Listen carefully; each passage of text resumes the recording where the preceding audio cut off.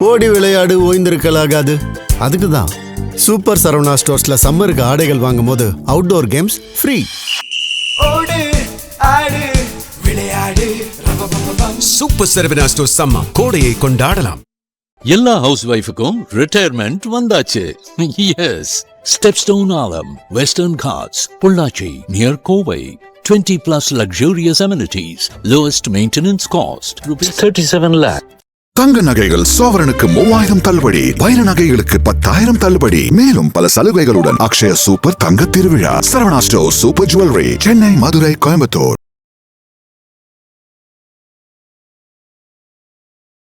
அப்போ என்னென்னா வீடு மனை இதில் கண்டிப்பாக ஒரு ரிப்பேர் செலவோ ஏதோ ஒரு செலவு பிரச்சனைகள் வரும். 12ங்கிறது விரயம். அப்போ 4ஆம் வீடுங்கிறது தாயாரை குறிக்கும். அப்போ தாயார் உடல்நலத்தில் கவனம் செலுத்தும். கடன் வரும், நோய் நொடி பிரச்சனைகள் விஷயங்களும் சுக்கிரன்கிறத அப்படியே எடுத்தாலும் 6ஆம் வீடுன்னு எடுத்தால் அந்த மாதிரி விஷயங்கள் வரும். வேலை தேடிட்டு இருக்கவங்களுக்கு அப்படின்னு 6ஆம் இடத்தை வேலைன்னு எடுத்திங்கன்னா வேலை வாய்ப்பு கண்டிப்பாக இந்த மாதம் அவர்களுக்கு ரிஷபராசிக்காரர்களுக்கு வேலை வாய்ப்பு கண்டிப்பாக எதிர்பார்த்துட்டு இருக்கவங்களுக்கு வேலை வாய்ப்புகள் இருக்கும். ஷிஃப்ட் ஆகி மாறலாமான்னு யோசிக்கிட்டு இருக்கவங்களுக்குலாம் நல்ல பெனிஃபிட்ஸ் இருக்கும். அதை எப்போவுமே ஜென்ரலாக 6, 8, 12ஆம் இடங்கள்ங்கிறது மறைவு இடங்கள். அங்கே வந்து 7ஆம் வீட்டு அதிபதி வந்து மறைகிறாரு. அப்போ பொண்ணு எங்கன்னா தேடிக்கிட்டே இருக்கிறவங்க தேடிக்கிட்டே இருப்பாங்க, பொண்ணு கிடைக்காது.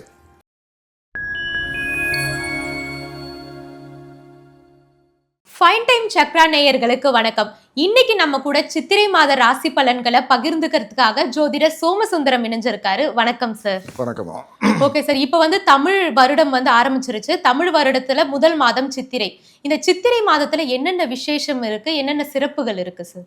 ஃபைன் டைம் சக்ரா நேயர்கள் அனைவருக்கும் வணக்கம். வழக்கம் போல நம்ம பாடுற விநாயகர் பாட்டை பாடிட்டு ப்ரோக்ராம்குள்ளே போய்க்கலாம். வாக்கு உண்டாம் நல்ல மனம் உண்டாம் மாமலரான் நோக்கு உண்டாம் மேனி நுடங்காது பூக்கொண்டு துப்பார் திருமேனி தும்பிக்கையான் பாதம் தப்பாமல் சார்வார் தமக்கு. ஃபைன் டைம் சக்ரா நேயர் அனைவருக்கும் முதற்கண் வணக்கங்கள். அதாவது தமிழ் மாதம் அப்படிங்கிறது ராசிக்கட்டம் ஜோதிடம் இது ரெண்டையும் கிளப் பண்ணி பார்த்தீங்கன்னா ராசிக்கட்டம் 12. அப்போ தமிழ் மாதங்கிறதும் 12 மாதங்கள் வரும். அப்போ முதல் மாதமாக நம்ம எடுக்கிறது என்னென்னா சித்திரை மாதத்தை முதல் மாதமாக எடுப்போம். அப்போ சித்திரை மாதங்கிறது மேசத்துலேருந்து ஆரம்பித்து சுற்றி வர்ற மாதிரி வரும். அப்போ பார்த்தீங்கன்னா சித்திரை வருடத்துக்கு முதல்ல இருக்கு என்னென்னா நம்ம பஞ்சாங்கத்தில் வந்து வருட பலன்கள்னு சொல்லி ஒரு பாடல்கள் கொடுப்பாங்க வழக்கம். ஒவ்வொரு வருடத்துக்கும் ஒரு பாடல், அது மாறவே செய்யாது, அவ்வளவு எக்ஸாக்டாக இருக்கும். அந்த பாடல் என்னன்னு பார்த்தீங்கன்னா, இப்போ வரக்கூடிய வருடம் விஸ்வாவசு முடிஞ்சு பராபவ வருஷம் அப்படின்னு சொல்லி ஆரம்பிக்குது. இந்த சித்திரை 1ஆம் தேதியிலேருந்து ஆரம்பிக்குது.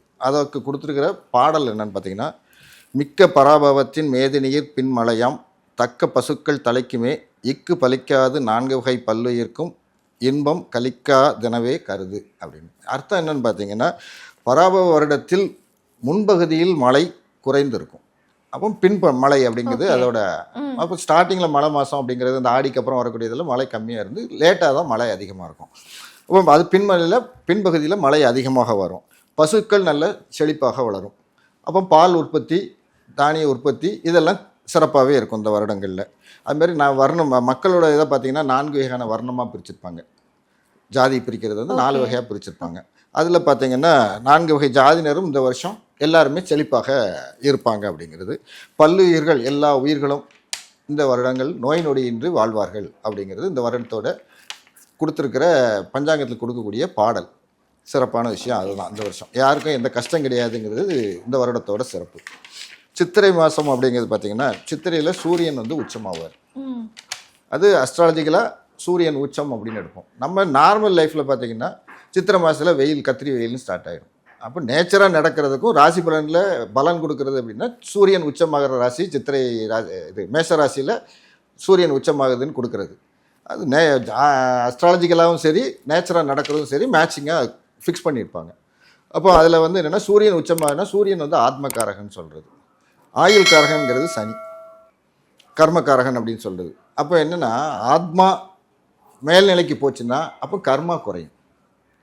இப்போ கர்மானா என்னென்னா, நீங்கள் எது மேலே தொழில் பண்ணுறது வைக்கிறது உங்களோட கர்ம வினைகள் குறையணுன்னா ஆத்மா சுத்தமானால் தான் மேலே போக முடியும். அதனால் மேசராசியில் கொடுத்துருக்கு என்ன கொடுத்துருப்பாங்கன்னா, ஆத்மகாரகனுக்கு உச்சம் கொடுத்து கர்மகாரகனே நீசமாக கொடுத்துருப்பாங்க. நீசம்னா பலன் குறைஞ்சது அப்படின்னு. இது ஜென்ரல் மனுஷங்களுக்கு உள்ளது. ஆத்மா சுத்தமாக ஆக கர்ம வினைகளை நீங்கள் ஒழிக்க ஆத்மா சுத்தமாகி மேல்நிலைக்கு செல்வார்கள் அப்படிங்கிறது. நம்ம சித்திரை மாதத்தில் சிறப்புன்னு பார்த்தீங்கன்னா, இது வருஷம் ஆரம்பம் அப்படின்னு சொல்லி சிறப்பு. சித்திரை விஷுன்னு சொல்லி முதல் 1ஆம் தேதி சித்திரை மாதத்தை கொண்டாடுவாங்க கேரளாவில். சித்திரை விஷுன்னு சொல்லி எல்லாம் பழங்களாக வச்சு தங்க காயின் நகைகள்லாம் வச்சு காலையில் முழிக்கும் போதே அது முகத்தில் முழிச்சிட்டு பண்ணணுங்கிறது கேரளாவில் சித்திரை விஷுன்னு சொல்லி சிறப்பாக கொண்டாடுவாங்க. நம்ம இதில் பார்த்திங்கன்னா தமிழ்நாட்டு விஷயங்களை பார்த்திங்கன்னா சித்திரை பௌர்ணமிங்கிறது நம்ம விசேஷமாக கொண்டாடுது. ஆக்சுவலாக எல்லா மாதமும் பார்த்திங்கன்னா பௌர்ணமியை பேஸ் பண்ணி தான் மாதங்கள் எல்லா மாதங்களும் இருக்கும். ஓகே. அந்த நட்சத்திரம் வர்ற அன்னைக்கு அந்த பௌர்ணமி வரும், ஒரு நட்சத்திரத்தை பௌர்ணமி வரும். சித்திரை அப்படிங்கும்போது என்னென்னா சித்திரை நட்சத்திரத்தில் தான் பௌர்ணமி வரும். அப்போ மேஷத்தில் வந்து சூரியன் இருக்கும்போது சந்திரன் துலாம் ராசியில் இருக்கும், நேர் 7வது ராசியில் இருக்கும்போது அது வந்து பௌர்ணமி. சூரியனும் சந்திரனும் ஒரே ராசியில் வந்துட்டால் அது அமாவாசை. அப்போ நேர் 7வது ராசியில் இருக்கிறது வந்து பௌர்ணமிங்கிறது. அப்போ மேஷத்தில் வந்து சூரியன் உச்சமாக இருக்கும்போது சித்திரையில் வந்து சந்திரன் வரும்போது, சித்திரை நட்சத்திரத்தில் சந்திரன் வரும்போது பௌர்ணமி வரும். அப்போ சித்ரா பௌர்ணமி அப்படிங்கிறது அன்றைக்கி விசேஷமானது. அப்போ ஆற்றங்கரையில் போய் ஃபேமிலியோடு உட்காந்து எல்லோரும் சித்திராண்ணங்கள் எடுத்துகிட்டு போய் அங்கே உட்காந்து சாப்பிட்டு ஃபேமிலிலாம் எல்லாம் ஒருத்தர் தெரிஞ்சவங்கெல்லாம் கிளப் ஆகி பண்ணுறதுன்னு உண்டு. நம்ம மதுரையில் விசேஷம் என்னென்னா சித்ரா பௌர்ணமிக்கு கள்ளழகர் இறங்குறதுங்கிறது சித்ரா பௌர்ணமிக்கு ஒரு விசேஷமான ஃபங்க்ஷன். ரொம்ப கிராண்டாக மதுரையில் நடக்கக்கூடிய ஒரு பெரிய விஷயம். அது கள்ளழகருங்கிறவர் யாருன்னா பெருமாளை சொல்லுவாங்க. மதுரையில் இருக்கிற ஈஸ்வரர் பேர் வந்து சோமசுந்தரம் சொக்கநாதர் சுந்தரேஸ்வரர் அப்படிங்கிறது தான் அவரோட பேர். மீனாட்சி வந்து மதுரையோட அரசி. அப்போ அவளை கல்யாணம் பண்ணுறதுக்கு வரும்போது அண்ணன் சீர் கொண்டு வந்து இவர் கல்யாணத்துக்கு வரணுன்ட்டு வருவார். அப்போ அவர் வர்றதுக்கு தாமதமாகும். எல்லா வழியிலையும் அவர் கள்ளழகரை எல்லாரும் பார்த்துட்டு மீட் பண்ணி அவருக்கு என்ன பண்ணுறது, வெல்கம் ரிசீவிங் அதிகமாக இருக்கும்போது வர தாமதமாகக்குள்ளே கல்யாணம் முடிஞ்சிடும். அப்போ கல்யாணத்துக்கு வர முடியாமல் அந்த வைகையத்தில் அவர் காலை வச்சுட்டு திரும்பி கிளம்பி போகிறாருங்கிறது புராணக்கதை. உண்மையான ரீசன் என்னென்னு பார்த்தீங்கன்னா, ஒரு மண்டுக முனிவர்னு சொல்லி ஒரு முனிவர் உண்டு. அவருக்கு துர்வாச முனிவர் சாபம் கொடுத்துருப்பார். அவரோட ஆக்சுவல் பேர் வந்து சுதபஸ் அப்படின்னு சொல்லி ஒரு முனிவர். அவர் தபஸ் இருக்கும்போது துர்வாசர் வர்றதை கவனிக்க மாட்டார். அவர் தவத்தில் இருப்பார். என்னை கவனிக்கலைன்னு சொல்லி துர்வாசர் சாபம் கொடுப்பார். எதை சாபம் கொடுப்பாருன்னா மண்டுகமாக மாறுக அப்படிம்பார். மண்டுகம்னா தவளைன்னு அர்த்தம். ஸோ தவளையாக மாறிடுவார். அப்போ எப்பவும் பாவ விமோசனம்னா கள்ளழகர் வந்து அவர் கால் படும்போது பாவ விமோசனம் அப்படின்னு சொல்லியிருப்பாங்க. ஸோ கள்ளழகர் வந்து அவருக்கு மண்டுக முனிவருக்கு சாப இது கொடுத்தது. ஆற்றங்கரைக்கு வந்துட்டு போகிற விசேஷங்கிறது சித்திரை மாதம் சிறப்பான விசேஷங்கள் நிறைய முகூர்த்தங்க. ஏன்னா ஈஸ்வரனுக்கே கல்யாணம் நடக்கிறதுனால என்னென்னா சவுத் சைடில் இருக்கவங்கலாம் கல்யாணத்துக்கு சிறப்பான மாதமாக சித்திரை மாதம் இருக்கும். இன்னொரு நிறைய பேருக்கு தெரியாத விஷயம் என்னென்னா சித்திரகுப்த பூஜை கொண்டாடுவாங்க. சித்திரகுப்த விரதமாக வச்சு ஒரு பூஜை பண்ணுவாங்க. ஏன்னா நல்ல ஒரு ஆயுள் விருத்திக்கும். சித்திரகுப்தருங்கிற ஆயுள் கணக்கு எழுதுகிற ஆளுன்னு சொல்லி நம்ம புராணங்களில் சொல்கிறது. எல்லாருடைய கணக்கு வழக்கு பாவம் புண்ணியம் இந்த கணக்கை எழுதி அக்கௌண்டன்ட் அவர். ஸோ அவர் அந்த பூஜை பண்ணனால ஆயுள் விருத்தி விஷயங்களுக்கும் விதி ப்ராப்ளமாக இருக்கிறத மாற்றணுங்கிறதுக்காக சித்திரை இதில் கொண்டாடுவாங்க. அதுக்காக உண்டானது சித்திரகுப்த பூஜைங்கிறது சித்திரை மாதத்தில் சிறப்பான விஷயங்கள். அதில் அதுமாதிரி பார்த்திங்கன்னா இதில் நம்ம சித்திரை மாதம் அந்த கள்ளழகர் ஆற்றுங்கிறது என்னென்னா ஒரு திருமலை நாயக்கர் காலத்தில் அதை வந்து ஒரு ரெகுலேஷனை ஃபார்ம் பண்ணி கரெக்டாக ரூல்ஸ் அண்ட் ரெகுலேஷன் ஃபார்ம் பண்ணி கொண்டு வந்தாங்க. சைவ வைணவ ஒற்றுமைக்காக உண்டான விழா அது. சைவத்தில் சிவன் தான் பெரியவர்னு இவங்க அடிச்சுக்கிட்டாங்க, அவங்க பெருமாள் பெருசுன்னாங்க. அந்த சண்டை இல்லாமல் இருக்கணுங்கிறதுக்காக சிவன் பார்வதி கல்யாணத்தை நடத்தி வைக்க பெருமாள் வந்தாருன்னு சொல்லி சைவ வைஷ்ணவ ஒற்றுமைக்காக உருவாக்கப்பட்டது. அப்போ மத நல்லிணக்கம் இந்த எல்லா விஷயத்துக்காக உண்டானதுனால சித்திரை மாதம் சிறப்புகள் இதெல்லாம் நார்மலாக உள்ள சிறப்பான விஷயங்கள்.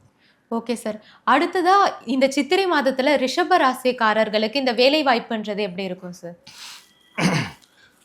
ரிஷபராசி அப்படின்னு பார்த்தீங்கன்னா 4வது வீட்டுக்குடைய சூரியன் 12வது வீட்டுக்கு வந்துடுறாரு. அப்போ 4வது வீடுங்கிறது என்னென்னா வீடு மனை வாகனம் தாயார் இதை குறிக்கக்கூடிய சுகஸ்தானத்துக்குடைய அதிபதி 12வது வீட்டுக்கு வர்றார். அப்போ என்னென்னா வீடு மனை இதில் கண்டிப்பாக ஒரு ரிப்பேர் செலவோ ஏதோ ஒரு செலவு பிரச்சனைகள் வரும். 12ங்கிறது விரயம். அப்போ 4ஆம் வீடுங்கிறது தாயாரை குறிக்கும். அப்போ தாயார் உடல் நலத்தில் கவனம் செலுத்தணும். தாயாருக்கு கண்டிப்பாக ஒரு மெடிக்கல் எக்ஸ்பென்சஸ் ஒரு விஷயம் இருக்கும். அதை எப்போவுமே நார்மலாக சொல்ல பலன் என்னென்னா அந்தந்த வயசுக்கு உண்டான கான்செப்ட் எடுத்துக்கணுமே தவிர 10 வயசு பையன் போய் எங்கள் அம்மா உடம்பு சரியில்லைன்னு யோசிக்கக்கூடாது. ஒரு 50 வயசுக்கு இருக்கிறவங்க அம்மா 70 வயசுக்கு மேலே இருப்பாங்க. அப்போ அவங்க தாயாருக்கு வைத்திய செலவுகள் ரிஷபராசிக்காரர்கள் வரும். அவங்களுக்கு என்ன பெனிஃபிட்னா ராசி அதிபதி ராசிக்குள்ளேயே வருவார். 20ஆம் தேதியிலேருந்து உள்ளே வந்துடுவார். ரிஷபத்துக்கு உண்டான சுக்கிரன் ராசிக்குள்ளேயே வர்றதுனால என்னென்னா அவங்களுக்கு பண விஷயங்கள் நல்லாவே செழிப்பாக இருக்கும். அந்த 2வது வீட்டுக்குடையவர்னாலும் அவர் அந்த ராசிக்கு 6வது வீட்டுக்குடையவர் சுக்கிரன்.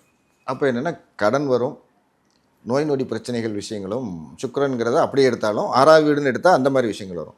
வேலை தேடிட்டு இருக்கவங்களுக்கு அப்படின்னு 6ஆம் இடத்தை வேலைன்னு எடுத்திங்கன்னா வேலை வாய்ப்பு கண்டிப்பாக இந்த மாதம் அவர்களுக்கு ரிஷபராசிக்காரர்களுக்கு வேலைவாய்ப்பு கண்டிப்பாக எதிர்பார்த்துட்டு இருக்கவங்களுக்கு வேலைவாய்ப்புகள் இருக்கும். ஷிஃப்ட் ஆகி மாறலாமான்னு யோசிக்கிட்டு இருக்கவங்களுக்குலாம் நல்ல பெனிஃபிட்ஸ் இருக்கும். ரிஷபராசி இப்போதைக்கு பொறுத்த வரைக்கும் பார்த்தீங்கன்னா ஜூன் வரைக்கும் ரிஷபராசிக்கு பண வரவுங்கிறது தட்டுப்பாடே கிடையாது. ஓகே. ஏன்னா ரிஷபத்துக்கு 2வது வீடு மிதுனத்தில் குரு இருக்கார். அவர் ஜூன் அது மே லாஸ்ட் வரைக்கும் கிட்டத்தட்ட மிதுன ராசியிலே தான் இருப்பார். அப்போ 2ஆம் இடத்தில் தனக்காரகனாகிய குருவே அங்கே வந்து உட்கார்றதுனால ரிஷபராசிக்காரர்களுக்கு எப்பவுமே பண வரவுங்கிற இதில் தொந்தரவு கிடையாது. அப்போ பணத்துக்காக ஒரு வேலை மாறுறாங்கன்னா ஜாப்பில் ஒரு இன்க்ரிமெண்ட் வேணும் அப்படின்னு மாறுறவங்களாம் ரிஷபராசிக்காரர்களுக்கு இந்த மாதம் அது கை கொடுக்கும். Okay sir. அதுமாதிரி அவங்களுக்கு கல்யாணம் அப்படின்னுங்கிற ஆஸ்பெக்ட் பார்த்தீங்கன்னா ரிஷபராசிக்காரர்களுக்கு என்னென்னா 7 செவ்வாய் வந்து 12வது வீட்டுக்கு வராரு. அப்போ ரிஷபராசிக்காரர்களுக்கு திருமணம்ங்கிறது கொஞ்சம் தாமதமாகும். ஏன்னா 2ஆம் இடத்துல குரு இருந்தாலும் குடும்பஸ்தானத்தில் வந்து குரு இருக்கார், இருந்தாலும் 7 12ல் வந்து மறைகிறார். 12ஆம் இடத்துல மறைகிறது வந்து அவ்வளோ சிறப்பு கிடையாது. அதை எப்போவுமே ஜென்ரலாக 6, 8, 12ஆம் இடங்கள்ங்கிறது மறைவு இடங்கள். அங்கே வந்து 7ஆம் வீட்டு அதிபதி வந்து மறைகிறாரு. அப்போ பொண்ணு எங்கன்னா தேடிக்கிட்டே இருக்கிறவங்க தேடிக்கிட்டே இருப்பாங்க, பொண்ணு கிடைக்காது.